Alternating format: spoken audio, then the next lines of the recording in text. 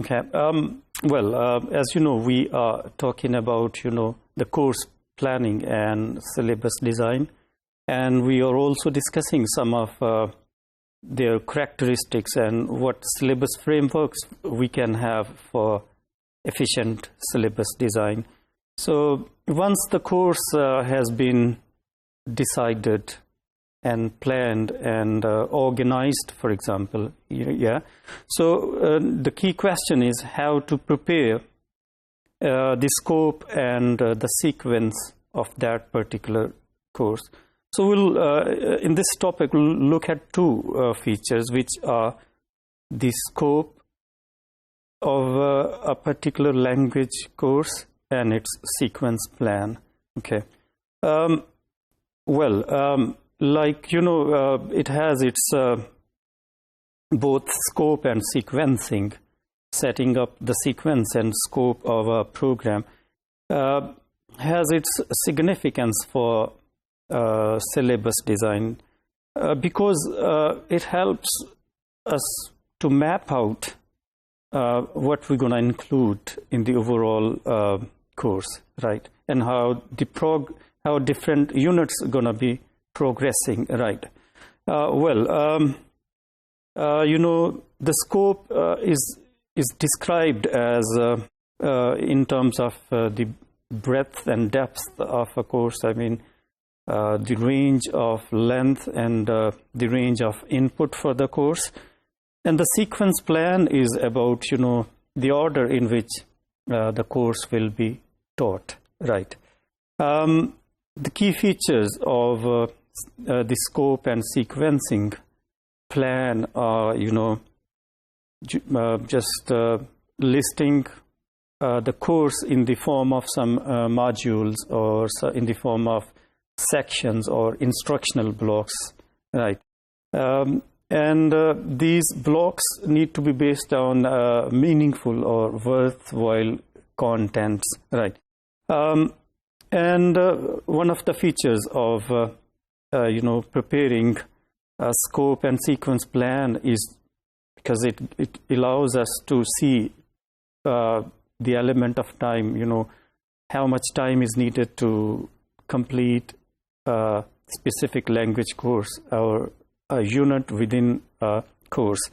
And for example, if you look at any of the textbooks used in the government schools in Pakistan, especially from grade 1 to 9 and 10, you will come to know that the textbooks are divided into various units and their description is provided, right? So this is how, it gives element of time availability and how we can complete a particular unit. Yeah. So I've got an example of the scope and sequence plan. So this example gives us something concrete to see how the scope and sequence plan of a syllabus looks like. Yeah. Just imagine it's unit 2 and it's about a topic. The topic is how do you spend your day? Yeah. So this example shows that we will have language to describe our routine. Yeah. And then we need some grammar to use sentences in the present simple tense, and obviously we might need some when what questions, and obviously we need time expressions, the use of since and for, and we need the use of some preposition at, in, until, before. So this is how this example illustrates how the layout of a scope and sequence plan looks like.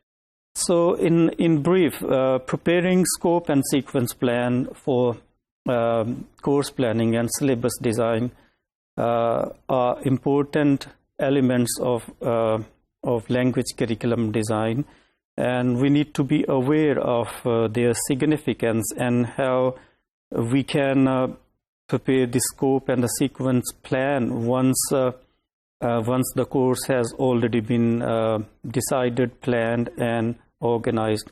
So I guess now you are in a position now, since it's the last module of course planning and syllabus design. So I guess you are in a position to analyze, our own national language curriculum framework from grade 1 to 12 to see which syllabus framework it follows, and whether it has a scope and sequence plan, whether it contains competency-based or text-based syllabuses. So this is a sort of, mind-thinking activity for you guys to think and see in the light of this discussion.